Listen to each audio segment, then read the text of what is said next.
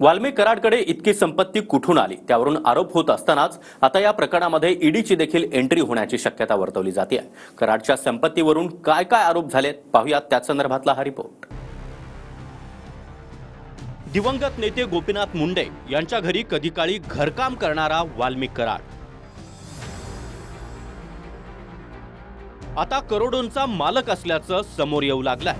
पक्षाच्या कोणत्याही पदावर नसताना कराडनं जमवलेल्या मायेचा तपशील थक्क करणारा आहे। सुरेश धस यांच्या दाव्यानुसार वाल्मिक कराडची बीडमध्ये 50 एकर जमीन आहे। बार्शी तालुक्यामध्ये 45 एकर, सोनपेठ तालुक्यात 50 एकरच्या आसपास, माजलगावच्या शिरशी पारगावात देखील 40 ते 50 एकर, पुण्यातील मगरपट्टा सिटीत फ्लॅटचा एक अख्खा फ्लोअर, याशिवाय धनंजय मुंडेंसोबत अनेक व्यवसायात पार्टनरशिप आहे। दमानियांच्या आरोपानुसार वाल्मिक कराडचे केज, वडवणी, बीड आणि परळी या ठिकाणी 4 ते 5 वाईन शॉप आहेत। या दुकानांचा प्रत्येकी भाव 5 कोटी इतका आहे। या माहितीसाठी दमानियांनी राज्याच्या उत्पादन शुल्क विभागाकडून माहिती मागवली होती। उत्पादन शुल्क विभागानं वाईन शॉपच्या दुकानांची यादी दिली आहे, मात्र मालकांची नावं दिलेली नव्हती। नंतर दुसऱ्या दिवशी दमानियांना एक गुप्तपत्र प्राप्त झालं, ज्यामध्ये दुकानांच्या यादीसह मालकांच्या नावाचा देखील उल्लेख होता।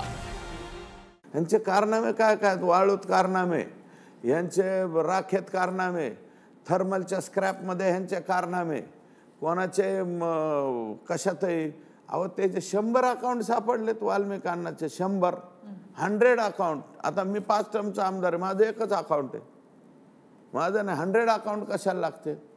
आणि ठराविक काही 40-50 कोणत्या तरी लोकांना, आता मी लोकांना म्हणतोय, लोकांना दर महिन्याला अकाउंटवरून पैसे पाठवत होते। आणि तो जो त्यांचा पीए कुलकर्णी, काय नाव त्याचं, निखिल का काय, नितीन कुलकर्णी, ते आणि माननीय आका हे 17 मोबाईल वापरत होते। 17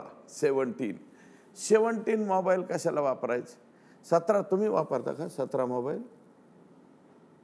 किंवा ह्याचे मालक जे आहेत TV9 आपलं जे ह्याचे मालक जे कोणी असतील ते तर खूप मोठा माणूस असेल ना। मला वाटतं अदानी अंबानी सुद्धा वापरत नसतील ना। अंबानी साहेबांना विचारायला जाणार मी उद्या परवा, तुम्ही किती मोबाईल वापरता ते स्वतः। एरवी सर्वसामान्यांना जी माहिती सहजासहजी उपलब्ध होत नाही ती माहिती कागदानिशी दाखवून दमानिया आणि सुरेश धसांनी अनेक गंभीर आरोप केले आहेत। सापडेल ना, आका अँड आका ते सगळं सापडेल, पण माहिती तर सगळी तुमच्याकडेच आहे। माझ्याकडे कुठं माहिती हो? राहून तुम्ही माझं काय एखाद्या वेळेस मलाच आरोपी समजता का काय? नाही, मला तर आता शंका यायला लागली आहे की तुमची एखादी खुफिया एजन्सी आहे की काय? नाही, खुफिया बीपीआय एजन्सी नाही, ओपन एअर थिएटर आमची एजन्सी आहे। लोकच येऊन सांगतात हे यांचं असं, यांचं असं। आता हजारो लोक पुढे यायला लागले ना मॅडम, कोणी पण येतं, आमच्यावर हा अन्याय केला, आमच्यावर तो अन्याय केला, आमचा हा माणूस मारला, तो माणूस मारला। उजेडात न आलेले सुद्धा काही खून हे परळी आणि त्या आसपास बरेच झालेले आहे, ते सुद्धा लोक पुढे येतील आता गुन्हे दाखल करायला। गोपीनाथ मुंडे आणि धनंजय मुंडे राजकारणात वेगवेगळे झाल्यानंतर वाल्मिक कराड धनंजय मुंडेंसोबत गेला। तेव्हापासून परळीत कराडला प्रति धनंजय मुंडे, प्रति पालकमंत्री अशी बिरुदं लागली। धनंजय मुंडेंसाठी कराड किती महत्त्वाचे आहेत याचं उत्तर गेल्या दसरा मेळाव्यात पंकजा मुंडे यांनीच दिलं।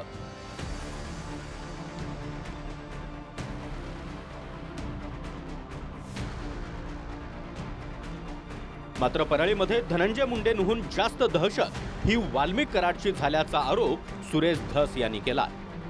शिक्षणाचा जसा लातूरचा पॅटर्न आहे, परळीचा राख्याचा पॅटर्न घ्यायचा आहे का? परळीचा बोगस विम्याचा पॅटर्न घ्यायचा का तुम्हाला? पॅटर्न विकत घेता का तुम्ही? पेटंट आणि पॅटर्न, परळीचा वाळूचा पॅटर्न काय? हळूच म्हणजे तुम्हाला यादी देतो ना मी, संगीत दिघोळेपासून संतोष देशमुख पण किती हत्या झाल्यात तिथं। मुंडे साहेब स्वतः चांगले राहिले, मुंडे साहेबाच्या ह्याच्यामध्ये हे नव्हतं, परंतु नंतर ही जी पिढी आहे आणि हे वाल्मिक आका जे आले पुढं, हे तर बहुतच डेंजर वैसा खलास, माणसंच खलास का आपण। आता परत हे म्हणतात आता हे पॉवरमध्ये असेच लोक जर राहिले ते आता तरी दुपारून मारलाय संतोष देशमुख, ते दिवस उगताच माणसं मारते। यांच्या बाबतीत नाही बोलल्यावर? आणि का नाही बोलायचं? माझ्यासारखा एखादा माणूस पुढे येऊन बोलतो ना, मी बोलणार, या बाबतीत सार्वजनिक ठिकाणी बोलणार, सगळीकडे मीडियावर बोलणार, सगळं बोलणार. मी न बोलण्याचं काय कारण आहे सांगा? 5 वर्ष या राज्याच्या राजकारणातून मी बाहेर आहे, तर मी ह्याच्यामध्ये काय उत्तर देऊ? कोण अधिकारी कोणाचे आहेत, कोण अधिकारी कुठून आलेत, हे मी आणलेत का? तेव्हाच्या मुख्यमंत्र्यांनी, तेव्हाच्या उपमुख्यमंत्र्यांनी, तेव्हाच्या पालकमंत्र्यांनी, तेव्हाच्या यंत्रणेने ते आणलेत. आता ह्याचा मी रोज ह्याचा उल्लेख करणं माझ्या राजकीय उंचीला अपेक्षित नाही. परळीमध्ये राख, कोळसा, वाळू, शेतजमिनी याच्या बेकायदेशीर व्यवहारातून मोठे माफिया तयार झाल्याचं अनेक सरकारी अधिकारी सांगतात. त्यामुळे संतोष देशमुख हत्येसोबतच या साऱ्या साखळीचा पर्दाफाश होणं हे जास्त महत्त्वाचं आहे. Bureau report, TV9 Marathi.